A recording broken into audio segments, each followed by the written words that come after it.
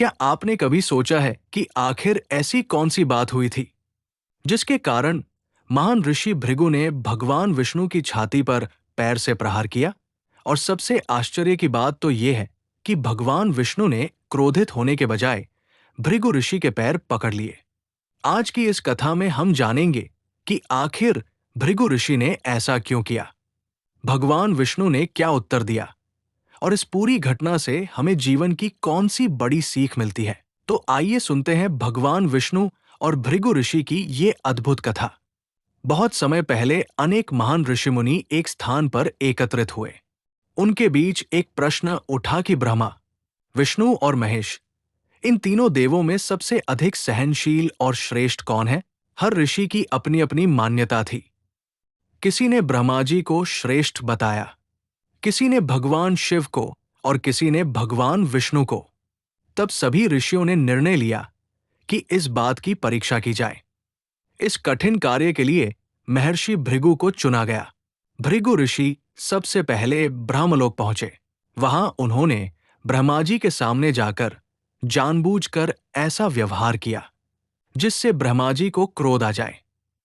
भृगु ऋषि ने अपने पिता ब्रह्मा जी को प्रणाम तक नहीं किया। ब्रह्मा जी को बहुत क्रोध आया, लेकिन उन्होंने अपने क्रोध को नियंत्रित किया और भृगु ऋषि को क्षमा कर दिया। इसके बाद भृगु ऋषि कैलाश पर्वत पहुंचे। वहां भगवान शिव ने उन्हें देखकर प्रेम पूर्वक गले लगाने के लिए आगे बढ़ना चाहा, लेकिन भृगु ऋषि ने भगवान शिव का आलिंगन स्वीकार नहीं किया और उनका अपमान करते हुए कहा कि वे उनके योग्य नहीं हैं। ये सुनकर भगवान शिव को बहुत क्रोध आया। उन्होंने अपना त्रिशूल उठाया और भृगु ऋषि को दंड देने के लिए आगे बढ़े, लेकिन माता पार्वती ने भगवान शिव को शांत किया। शिवजी का क्रोध शांत हुआ और भृगु ऋषि वहां से चले गए। अब भृगु ऋषि भगवान विष्णु की परीक्षा लेने के लिए वैकुंठ पहुंचे। भगवान विष्णु उस समय शेषनाग की शैया पर विश्राम कर रहे थे। भृगु ऋषि ने देखा कि भगवान विष्णु उनकी ओर ध्यान नहीं दे रहे हैं। तब उन्होंने भगवान विष्णु की परीक्षा लेने के लिए उनकी छाती पर अपने पैर से प्रहार कर दिया। ये देखकर कोई भी सोच सकता है कि भगवान विष्णु अत्यंत क्रोधित हो जाएंगे, लेकिन हुआ इसके बिल्कुल विपरीत। भगवान विष्णु तुरंत उठे और उन्होंने भृगु ऋषि के चरण पकड़ लिए।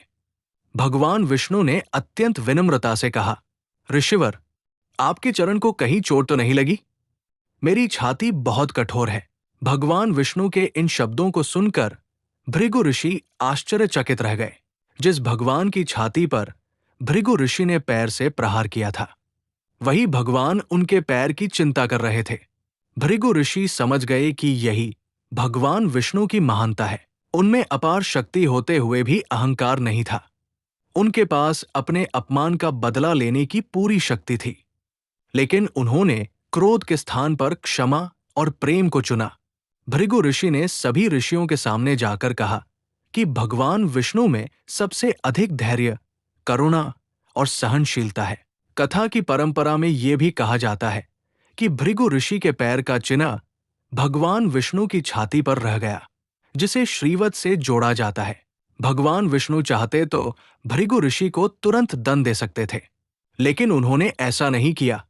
ये कथा हमें बताती है कि असली महानता शक्ति दिखाने में नहीं, बल्कि शक्ति होते हुए भी क्षमा करने में है। अगर आपको भगवान विष्णु की ये कथा अच्छी लगी हो तो वीडियो को लाइक जरूर करें, अपने परिवार और मित्रों के साथ शेयर करें, और ऐसे ही धार्मिक एवं पौराणिक कथाओं के लिए हमारे चैनल को सब्सक्राइब करना न भूलें।